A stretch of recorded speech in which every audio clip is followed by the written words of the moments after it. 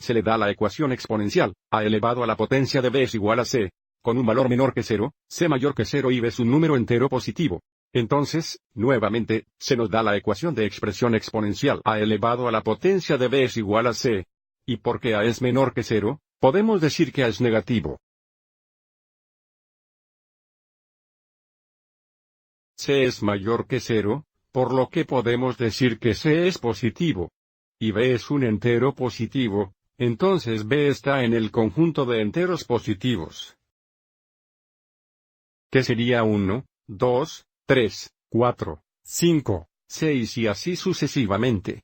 Para determinar qué más debe ser cierto sobre B, seleccionemos un valor negativo para digamos que A es igual a 2 negativos. Realice la sustitución en la ecuación con el valor de B. Y vea si podemos determinar el valor de C. Si A es negativo 2, entonces usamos el primer valor de B, donde B es igual a 1. Tendríamos 2 negativos al primero, iguales. Bueno, 2 negativos al primero significa que tenemos un factor de 2 negativos, que es igual a 2 negativos. Si dejamos que B sea igual a 2, tendríamos 2 negativos al segundo, que sería negativo 2 veces negativo 2 o positivo 4. Cuando B es 3, tendríamos 2 negativos al tercero, que sería negativo 2 veces negativo 2, que es negativo 8.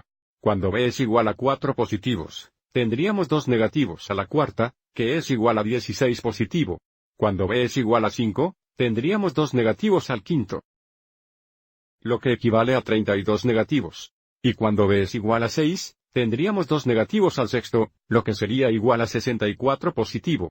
Ahora recuerde que el lado derecho de estas ecuaciones sería el valor de C, pero nos dicen que C debe ser positivo. Entonces aquí, C no puede ser igual a 2 negativos, lo que significa que B no puede ser igual a 1 positivo. Aquí tenemos igual a 4, lo cual está bien porque 4 es positivo, lo que significa que B puede ser 2. Luego tenemos C es igual a 8 negativos, lo cual no puede ser cierto porque de nuevo C debe ser positivo, entonces B no puede ser 3.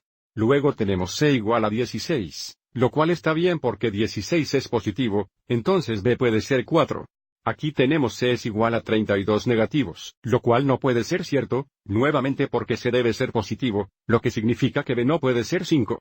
Mirando la última ecuación tenemos 2 negativos elevados a la potencia de 6, que equivale a 64.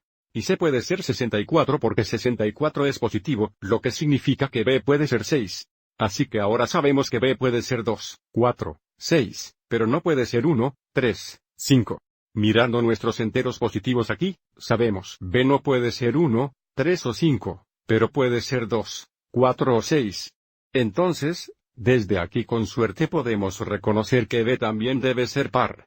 Porque un número negativo, elevado a un poder parejo es positivo. Así que vamos a escribir esto. El valor de B también debe ser par.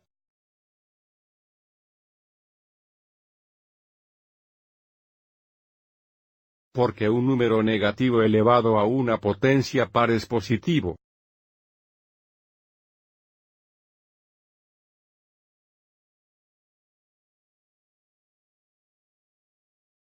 Espero que hayas encontrado esto útil.